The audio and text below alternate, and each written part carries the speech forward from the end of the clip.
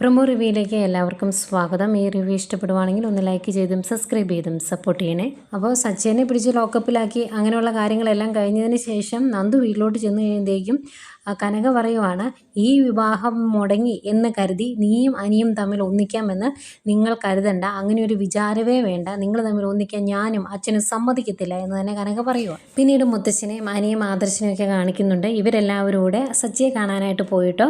എന്നിട്ട് അവിടെ ചെന്ന് സച്ചിയോട് സംസാരിക്കുന്നുണ്ട്. സച്ചിയോട് മുത്തശ്ശൻ പറയുവാണ്, നന്ദു നല്ല തലച്ചോറുള്ള പെൺകുട്ടിയാണ്, അവളെ ചതിക്കാൻ ആർക്കും സാധിക്കത്തില്ല, അവളെ വിവാഹം കഴിക്കുന്നത് ആരായാലും അയാൾ ഒരു ഭാഗ്യവാനായിരിക്കും, അങ്ങനെ ഒരു ഭാഗ്യം കിട്ടുന്നവൻ്റെ മനസ്സും നല്ലതായിരിക്കണം, എങ്കിൽ മാത്രമേ ഈശ്വരൻ അവരെ തമ്മിൽ ഒന്നിപ്പിക്കത്തുള്ളൂ എന്നൊക്കെ പറഞ്ഞ് കുറേ കാര്യങ്ങൾ പറയുന്നുണ്ട്. അന്നേരം അവിടെ സച്ചിയുടെ അച്ഛനും നിൽപ്പുണ്ട് കേട്ടോ. അപ്പോൾ അച്ഛൻ പറയുന്നുണ്ട്, ഞങ്ങൾ ഇങ്ങനെയുള്ള കാര്യങ്ങളൊന്നും അറിഞ്ഞിട്ടില്ലായിരുന്നു എന്ന്. അന്നേരം മുത്തശ്ശൻ പറയുന്നുണ്ട്, അങ്ങനെയാണെങ്കിൽ ഇനിയുള്ള കാര്യങ്ങളൊക്കെ നിങ്ങൾ അറിഞ്ഞോളുമെന്ന്. എന്നിട്ട് അനിയോട് അടിക്കാൻ പറയുന്നു സച്ചിനെ. അനിക്കിട്ട് അടിച്ചതാണല്ലോ, ആ അടി അങ്ങ് തിരിച്ചു കൊടുക്കുവാണ്. ആകെ വിഷമിച്ച് നിൽക്കുവാണ് അടിയും കൊണ്ട് സച്ചി.